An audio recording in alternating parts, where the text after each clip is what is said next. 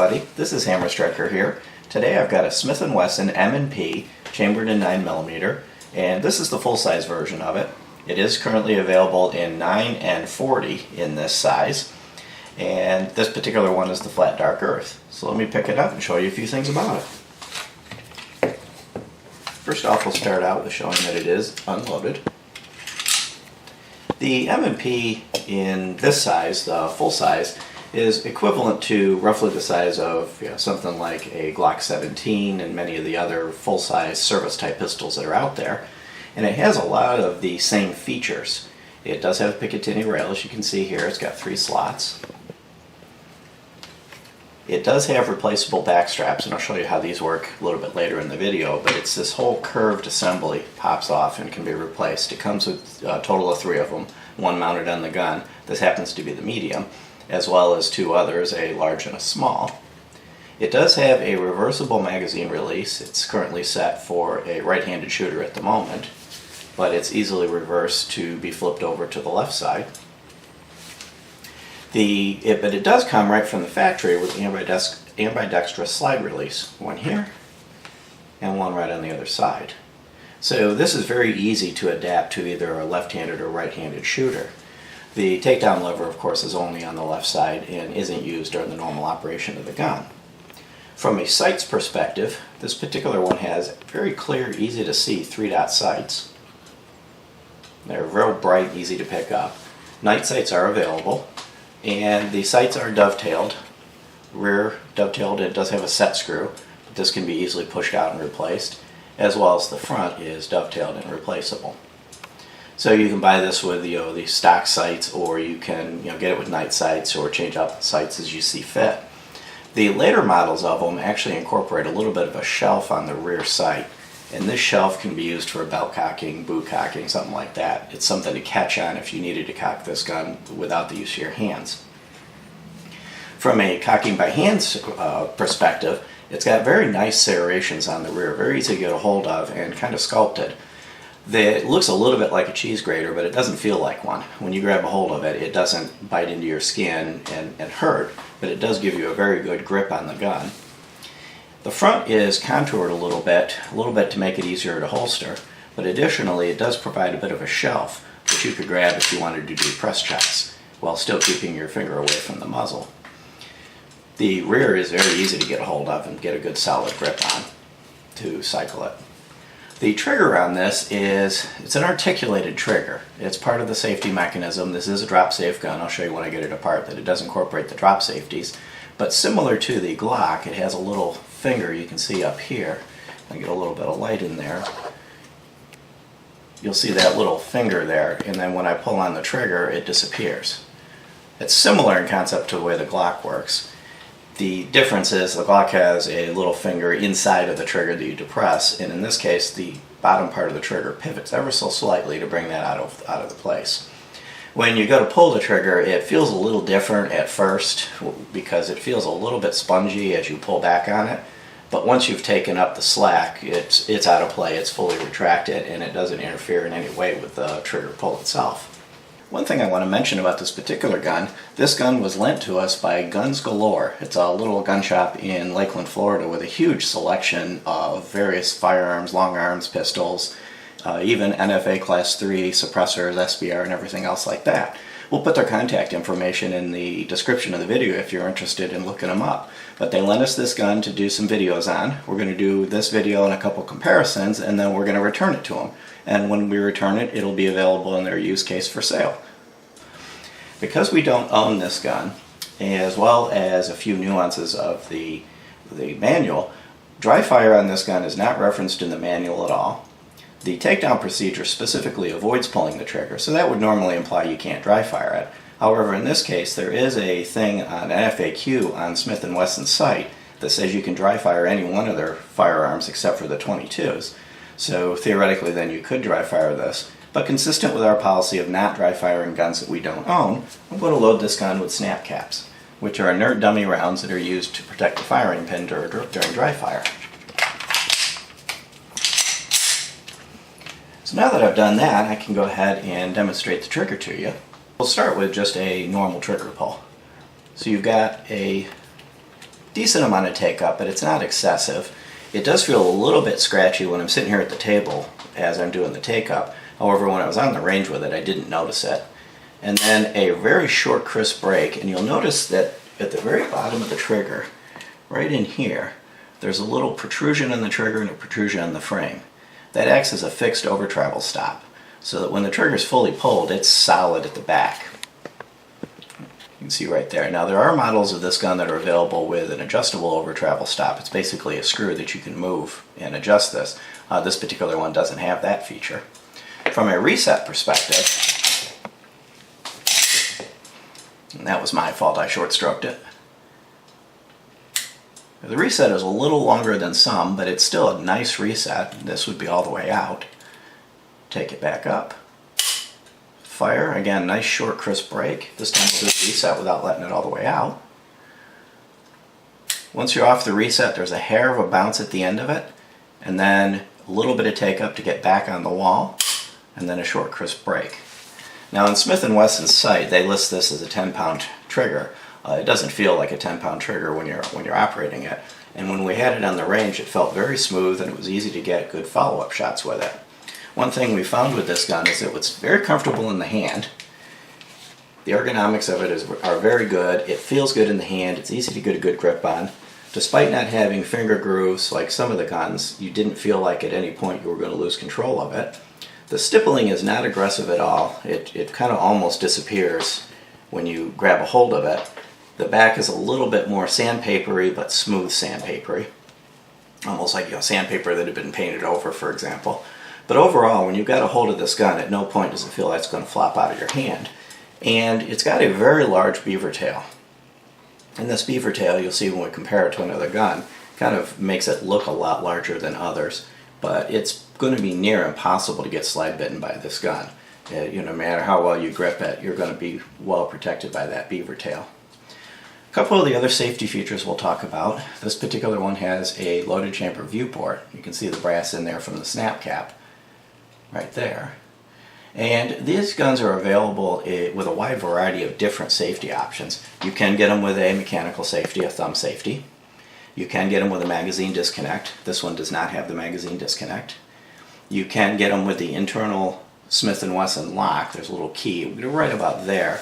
You would put the key in and you can lock the gun's mechanics. Also this is available in black. So there's an assortment of variations of this with and without different safeties that you can get this to suit whatever your desire is of how you prefer your gun to be constructed. Regardless of which one you choose, this is the one with the minimum number of safeties. It is a drop-safe weapon. When I get it apart, I'll show you that. So overall, you've got it's a well-constructed, very comfortable, easy to shoot well gun. So I'm going to go ahead and go through the takedown procedure, which is one of the things that's a little bit strange on this. You would remove the magazine and lock it back, and then turn the takedown lever down. So far that's pretty straightforward. However, inside of here, and it's going to be a little difficult to get where you can see it, there is a little yellow arm right there, right at the tip, right there. And that is a Seer Disconnect. And you have to pull that down into the mag well to disassemble the gun. Theoretically, pulling the trigger would accomplish the same goal, but the manual does specifically indicate that you should do it this way, and even if you pull the trigger and don't use that, you'll have a little bit of difficulty reassembling it. Now you can reach in there with your finger and catch it, you can do it with a pick, but Smith and Wesson does actually provide a tool called the frame tool, and it's right here down in the bottom. And what you do is you turn it halfway and then pull it out, and it can be a little difficult to get it to pop free, which is good because you wouldn't want it popping free when you're using the gun. But this tool can be used to do some work on the frame as well as to push down that lever. So I'm going to flip the gun back up, and I'm going to reach in there and flip the lever down. It's going to be a little cumbersome for me doing it, trying to do it on camera so that you can see it. When you're doing it yourself and you're just looking to do it, it's really not that cumbersome. But I push it down like that, so it's pointing towards the front of the gun. At this point, the sear is now disconnected, which means the trigger components and the firing pin are no longer connected, so you don't have any tension on it. And holding on to it, release the slide release. slide the frame off. And it comes off nice and smooth at that point. The frame itself is pretty typical of most striker-fired polymer guns. We've got the trigger bar components here, locking block up front. One of the things that is kind of unique on this is that the guides are somewhat beveled at the front and the rear. I'm not really sure what purpose that serves, but they have, you know, kind of an oblong shape. They are nice and solid, they are steel, and you've got the same thing at the back. It's a little bit busy in here. There's a lot of things going on in here, and part of that is probably related to this mechanism, as well as the ability for this to have things such as a mechanical safety, a thumb safety, a magazine disconnect, and other features which aren't installed on this gun, but this same mechanism would be in play with just those additional components. Here you've got your ambidextrous slide release. So overall you've got a nice solid gun here. Now let me show you the slide.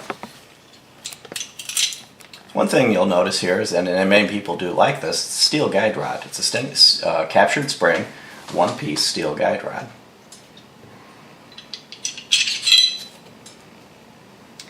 Barrel is pretty typical of your average striker-fired gun. It's a 4.25-inch barrel.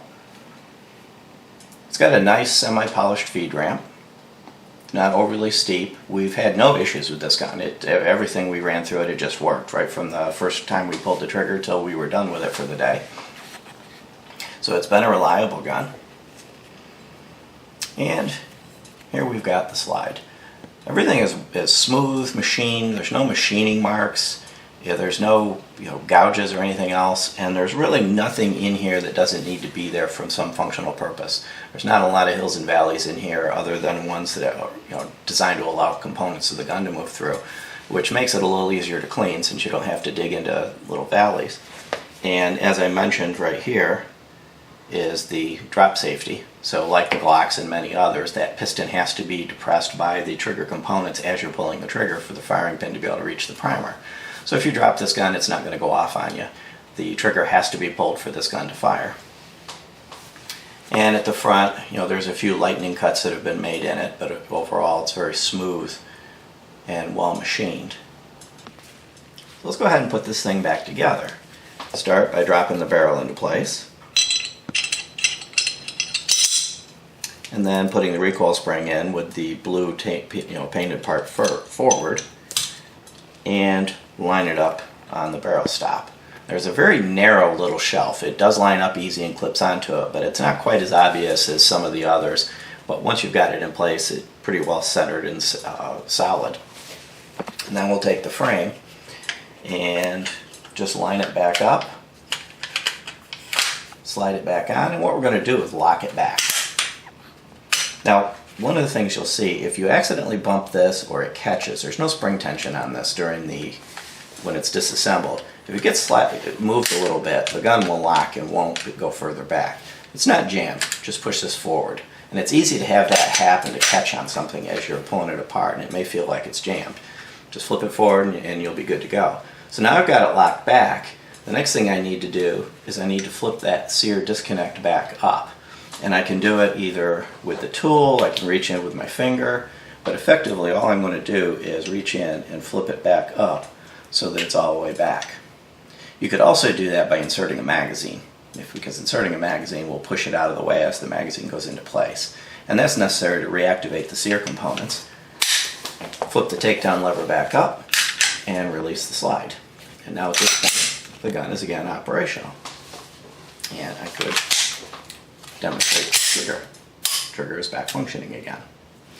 So overall, when you look at this gun, it's a quality gun, it's well made, it's a pleasure to shoot on the range, and easy to operate, and comes in a bunch of different variations that would be suitable based on your current needs. And with this replaceable backstrap, which I'll demonstrate to you, once you've removed this little tool, which both acts as a retention, and it also acts as the tool to reach in, and right in here you'll see there's a little black piece. That's the backstrap, and you can use that to push the backstrap back.